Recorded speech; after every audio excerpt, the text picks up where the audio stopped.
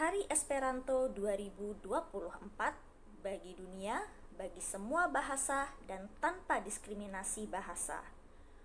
Butir kedua dari Deklarasi Hak-Hak Asasi Manusia dengan jelas menyatakan bahwa semua hak dan kebebasan yang didefinisikan dalam deklarasi ini berlaku sama bagi semua orang tanpa pembedaan apapun, baik berdasarkan ras, warna kulit, jenis kelamin, bahasa, agama, pendapat politik, atau lainnya.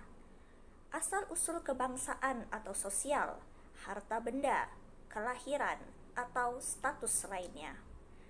Hal itu sendiri sudah jelas menentang penghapusan hak asasi bahasa bagi bangsa, kelompok, suku, dan komunitas kecil yang lemah dan kurang berpengaruh secara politik, serta menyatakan dengan yakin bahwa kita perlu melawan diskriminasi bahasa.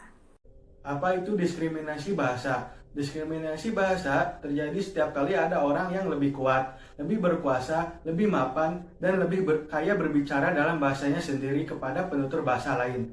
Sehingga lawan bicaranya perlu bersusah payah untuk memahami perkataannya dan menjawabnya kalau bisa.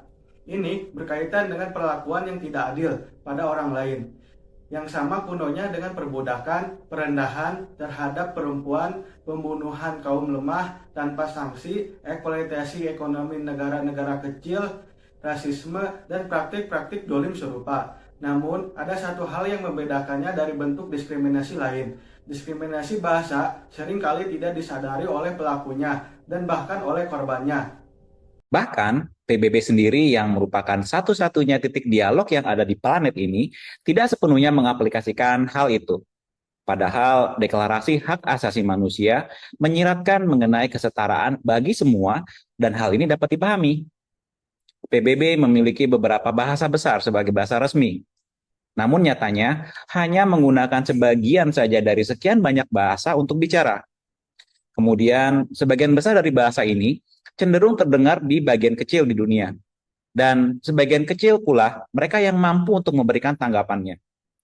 Apakah hal ini merupakan cara yang paling efektif untuk memobilisasi masyarakat dunia untuk mencapai tujuan keluar dari permasalahan dunia yang penting, misalnya tujuan pembangunan berkelanjutan, dialog mengenai iklim, atau perdamaian? Beberapa politisi terkenal di Afrika secara gamblang mengakui hubungan antara bahasa ibu dan pembangunan.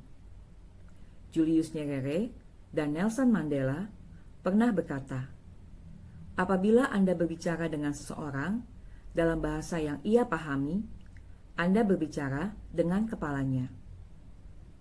Jika Anda berbicara kepadanya dalam bahasanya, Anda berbicara dengan hatinya. Kita perlu menggerakkan hati untuk mencapai tujuan PBB itu. Jalan keluar yang diusulkan oleh para penutur bahasa internasional yang netral seperti Esperanto mungkin terlalu futuristik untuk diterapkan segera dalam skala global. Namun demikian, hal ini layak dicermati, karena bahasa ini diciptakan agar semua orang di dunia mempunyai hak berbicara dalam bahasa mereka sendiri, tanpa tekanan bahasa-bahasa besar.